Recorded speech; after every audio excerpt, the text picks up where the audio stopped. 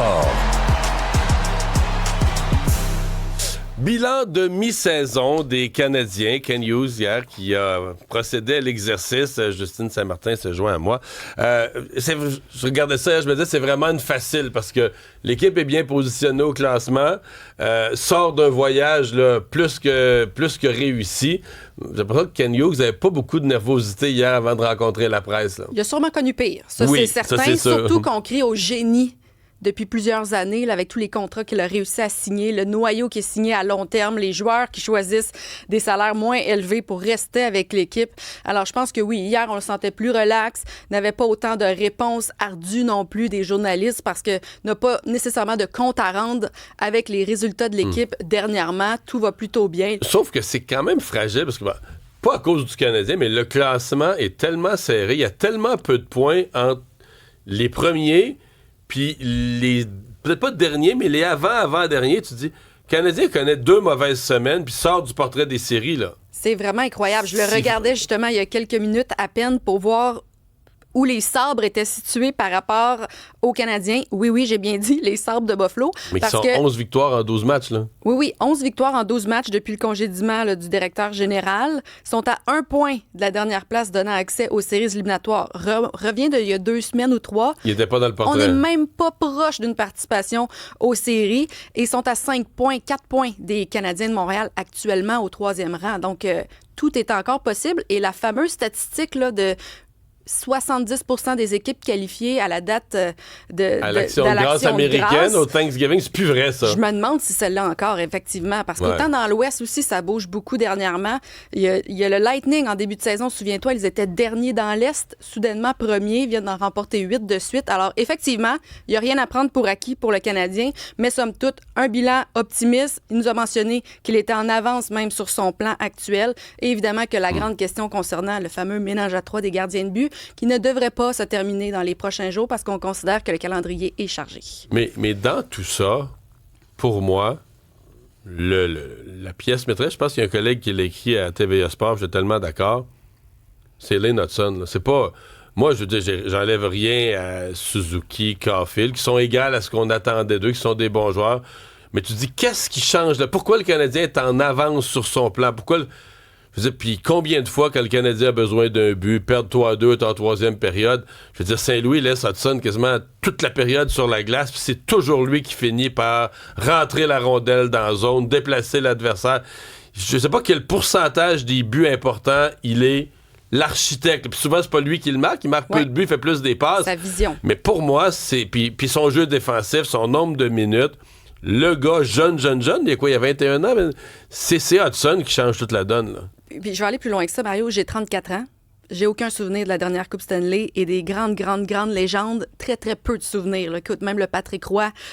Faut que j'aille voir mes archives pour me souvenir réellement de l'importance du joueur. Et je pense que c'est le plus talentueux que j'ai vu dans l'uniforme des Canadiens. Complètement hors catégorie, là. Dont je me souviens. Ouais. Alors, une génération entière, là, c'est le plus grand joueur qu'on a connu là, avec le Canadien. Bon, bien à suivre pour le reste de la saison. Hier, il y a Anthony Duclair avec les Highlanders qui a connu plutôt une bonne soirée. On peut parler de rédemption dans son cas en plus parce qu'il avait été laissé de côté par Patrick Roy lors des 2 matchs précédents. Revient dans la formation, commence le match avec un tour du chapeau naturel, ajoute 2 autres mentions d'aide. Il a terminé la rencontre hier avec 5 points. Alors, je pense qu'il a forcé la main de son entraîneur dans une victoire convaincante de 9-0. Sur les Devils du New Jersey qui allaient si bien. On en parlait de tout ce qui change si rapidement, qui allait tellement bien en début de saison. Les Devils, là, ça va plus au New Jersey. Là. C'est plus compliqué dernièrement. Et là, hier, je sais pas si tu as vu les images circuler, mais on jouait à New York, mais il y a un partisan qui a lancé un chandail sur la patinoire et là, c'est un peu partout parce que c'était le chandail de Piquet Subban. Et c'est qui l'analyste maison des Devils de New Jersey? C'est Piquet Subban qui a ri évidemment de la situation, a offert aux partisans de récupérer son chandail et de lui autographier pour lui donner un peu de valeur. Faut rire un peu de la situation. Connor McDavid? Ah, mais lui, c'est un habitué des faits saillants, évidemment. Oui. Lui aussi s'est offert un tour du chapeau hier pour les Oilers d'Edmonton. Il est tellement talentueux, ça n'a aucun bon sens. Hier, 3 autres buts, 3 autres points, ce qui fait qu'il a devancé Nathan McKinnon comme meilleur pointeur de la Ligue actuellement. Oui. Parce qu'il était quand même, il y a quelques semaines, il était quand même assez loin. Là. Il est plus loin au niveau des buts, mais maintenant, il passe au premier rang des pointeurs. Écoute, ça lui fait 38 points dans une séquence de 16 matchs avec au moins un point. Alors, il a marqué dans les 16 derniers matchs au moins un point. Et fait intéressant par rapport au tour du chapeau, je ne sais pas si tu as remarqué à quel point il y en a beaucoup dernièrement. Là. Il y en a déjà 9 en 2026, en 6 jours. Ah ouais? C'est vraiment hallucinant. Oui, il y en a eu à tous les jours depuis le début de l'année. Et la dernière fois que c'était arrivé, ça remonte à 50 ans, donc 1976. Est-ce que ça va se poursuivre ce soir? Peut-être au Centre Bell, on ne le sait pas. Mais il y a un petit peu plus de buts cette année. C'est impressionnant, vraiment. Moi aussi, j'ai l'impression. Hein. Oui. C'est fini. Écoutez, il y a eu plusieurs entraîneurs, on en parlait hier, qui ont été mis dehors dans la NFL. Celui-ci était là depuis très longtemps. Là. C'était pas un récemment nommé, c'est un pilier de l'équipe, un meuble. John Harbaugh avec les Ravens de Baltimore. 18 ans quand même, cette union-là avec les Ravens. Pour ma génération, c'est un entraîneur mythique. Là. J'ai même pas de souvenir des Ravens avant John Harbaugh. Et on se parlait des images quand il consolait son botteur recru Loop. Mais moi, c'était la réflexion que je me passais. Je disais, il console son botteur, mais il doit se dire en dedans de lui, tu viens de me coûter ma job. En ratant son botté. Parce que je pense que s'il réussissait le botté, les Ravens rentraient en série. On aurait oublié un peu certaines déceptions. Ouais, on aurait dit quand même que c'est une mauvaise saison, mais bon, tu fais série, puis là, on sait jamais, tu peux gagner, en tout cas, au moins la première semaine des séries.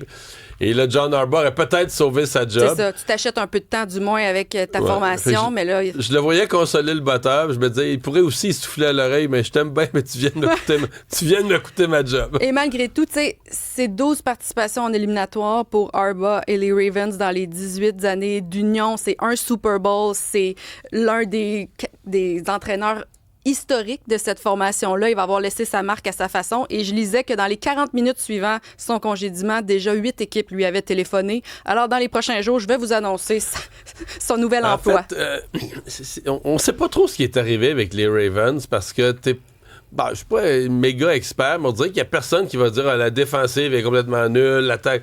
Il y a quelque chose qui n'a pas marqué qui a pas marché en début de saison. Puis je lisais qu'il y avait l'air d'avoir des tensions entre Harbaugh et Lamar Jackson. Et que c'est peut-être à ce moment-là où il y a eu une scission là, entre la formation et l'entraîneur. Alors, j'ai hâte de voir la suite. Et un joueur de la CFL, des Stampeders de Calgary, qui a eu une belle promotion hier. Je voulais terminer en te parlant d'un Québécois, parce qu'on aime voir nos Québécois évoluer dans les différentes ligues. Et quand un Québécois signe dans la NFL, il n'y en a pas beaucoup. Fait que c'est tellement un fait important. Damien Alford, qui a évolué, comme tu le disais, avec les Stampeders de Calgary, qui a fait tous les faits saillants. Il l'appelait The Moose. Et qui a tellement fait tous les faits saillants dans la NCAA aux États-Unis pendant son règne universitaire, vraiment. Donc, c'est mérité un contrat de 3 saisons avec les Saints de la Nouvelle-Orléans, mon équipe. Alors, j'aurai la chance de le suivre dans les prochaines années, prochains mois, assurément 3 millions de dollars. Alors, bien mérité pour le Montréalais. Des chances. Oui.